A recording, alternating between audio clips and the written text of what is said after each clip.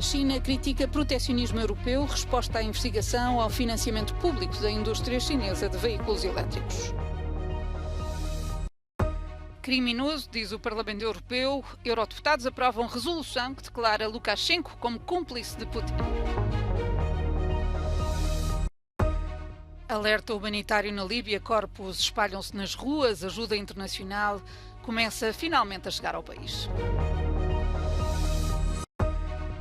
Réplica semeia o pânico em aldeia remota de Marrocos. 5 dias depois do mortífero sismo, há cada vez menos esperança de encontrar sobreviventes entre os escombros.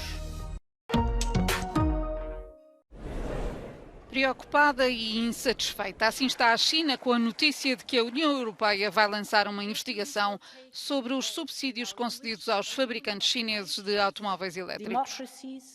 A investigação foi anunciada pela Presidente da Comissão durante o discurso sobre o Estado da União no Parlamento Europeu esta quarta-feira. A Câmara de Comércio Sino-Europeia pede reflexão.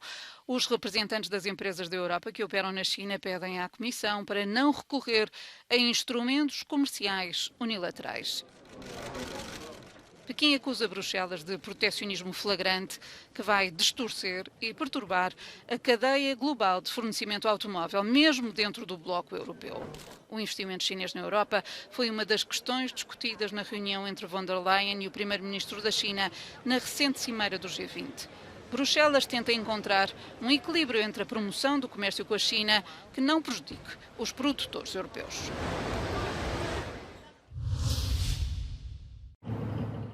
O Parlamento Europeu põe o presidente da Bielorrússia no mesmo saco que Vladimir Putin no que toca a crimes contra a Ucrânia. Os eurodeputados consideram que Alexander Lukashenko é cúmplice do presidente russo e que os dois devem ser investigados pelos procuradores internacionais. Numa resolução adotada esta quarta-feira, o Parlamento pede ao Tribunal Penal Internacional para que emita um mandato de captura para o líder bielorrusso. Lukashenko é acusado de conivência com o que qualificam como agressão injustificada da Rússia e, por isso, dado como responsável direto da destruição e dos danos causados à Ucrânia. Tal como tinha feito com Maria Belova, a comissária russa para a infância, o Parlamento Europeu põe Lukashenko como culpado da transferência ilegal de crianças. O regime de Minsk é acusado de participar na deportação forçada e acolhimento de menores ucranianos naquilo que a Rússia chama de campos recreativos. Os eurodeputados pedem ainda o reforço das sanções contra a Bielorrússia.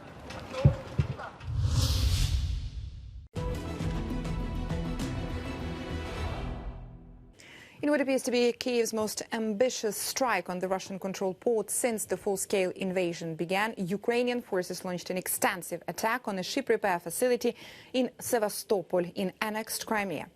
Russia's defense ministry said Ukrainian armed forces attacked Sevastopol shipyard dry docks, which Russia uses as a repair base for its Black Sea fleet with 10 cruise missiles and 3 unmanned boats. But what happened prior to this attack?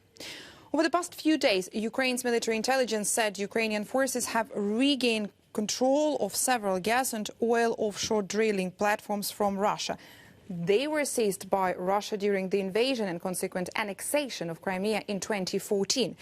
Ever since, the platforms had been used by Moscow for military purposes since the start of Russia's full-scale invasion on Ukraine in February 2022. Having equipped them with electronic reconnaissance and combat equipment, Russian military could use the platforms to monitor the surface, air and underwater space in the northwestern part of the sea between Crimea and Odessa. Since 2015, Russia moved them from Ukraine's territorial waters on the Odessa gas field closer to western coast of Crimea. And this is where Ukraine's forces briefly landed in the end of August. The Defense Ministry announced that all objectives of the operation were achieved and the enemy suffered losses among its personnel and equipment during a firefight in Olenivka and also in Mayak, which is said to be home to Russian radio engineering regiment and sophisticated radar systems.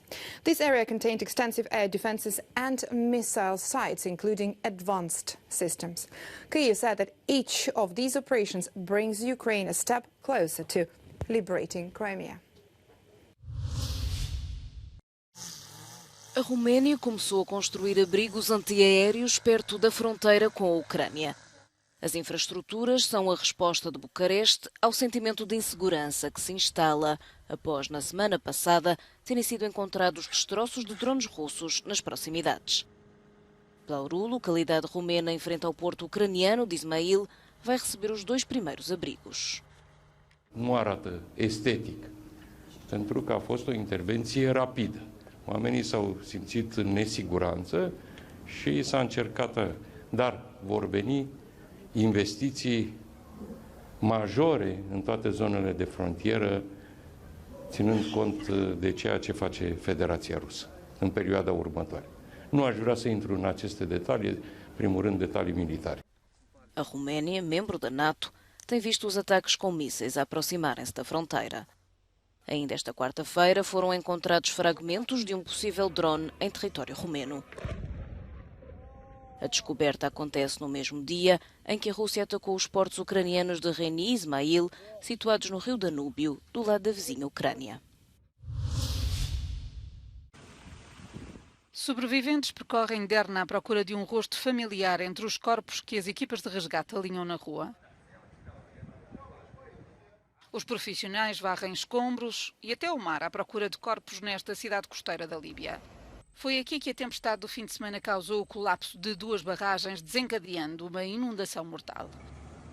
Há corpos por todo o lado, é a frase que mais se repete por estes dias por governantes, trabalhadores humanitários e população. هذه مدينة بحالها أبيدت كامل ما زالت تحت الأنقاض وفي اللي في البحر وفي اللي هم جابوه وقعدوا يدفنوا فيهم لدرجة جماعي حتى المقابر ما شالناهمش وما زلت نقول لك يا أجنبي والله يا أوروبي أنا ساعدتك تعال لي ما فيش داعي نقول لك أنت تحق فيا.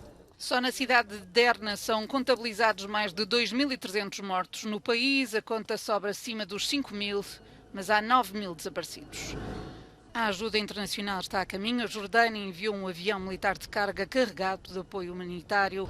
Vários países europeus aprovaram, entretanto, ajudas de emergência. A tempestade Daniel já tinha atingido a Grécia e evoluiu para um ciclone tropical mediterrâneo antes de chegar à costa líbia e semear uma devastação sem precedentes. Na segunda-feira, já com menos força, ainda atingiu o Egito, mas apenas com chuva moderada.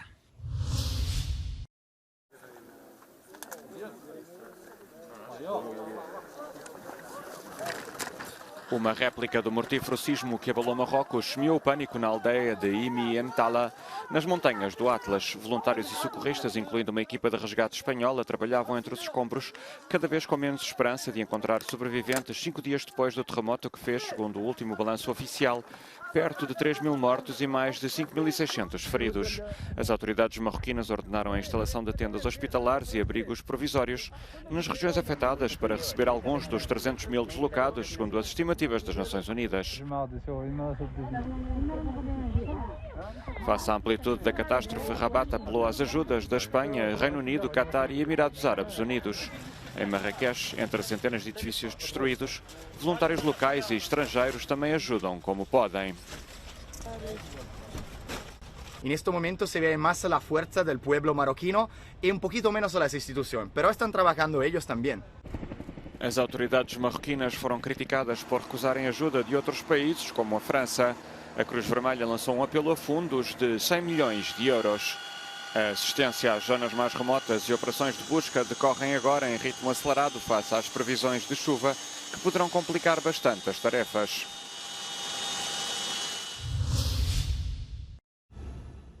Fracassou a nova tentativa de libertar o navio de cruzeiro Ocean Explorer, encalhado desde segunda-feira numa zona remota da Groenlândia. A bordo estão mais de 200 pessoas, algumas com diagnóstico de Covid. É a terceira vez que são feitas manobras para desbloquear a embarcação. Na última tentativa, para além da maré alta, a operação envolveu uma embarcação de investigação marítima, mas novamente sem sucesso. O navio de cruzeiro com bandeira das Bahamas encalhou em Apfjord, no Círculo Polar Ártico, a nordeste do Parque Nacional da Groenlândia. A cidade mais próxima fica a mais de 200 km de distância.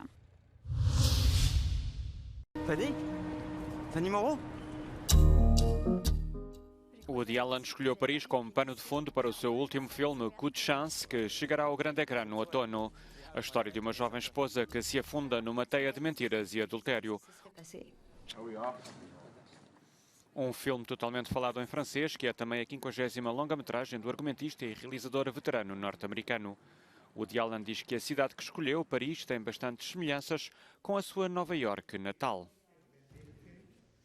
New York and Paris are very similar. They're two very exciting cities. They're full of culture, full of great music and great sights to see and great theater and cinema. So what you could shoot in New York, you can easily shoot in Paris and find very much more beautiful locations. Qu'est-ce que tu es en train de faire? Je culpabilise, c'est atroce. J'essaie de me persuader que c'est juste une aventure. Aos 87 anos, o realizador norte-americano mostra-se ainda hesitante em pôr fim à longa carreira. Je commence à m'inquiéter là. I'm tempted for it to be my final film because it's my 50th and it's a nice round number. And so I think maybe it's a good time to stop. On the other hand, if somebody comes to me and says, we'd like you to make a film and we'll finance it, then it's very hard to say no. So I don't know. I also don't like the way the cinema has gone. I don't like the idea of working for almost a year on a film and then it goes for 2 weeks in the cinema and then it's on television streaming.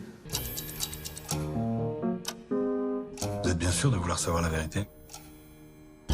Je suis sûr.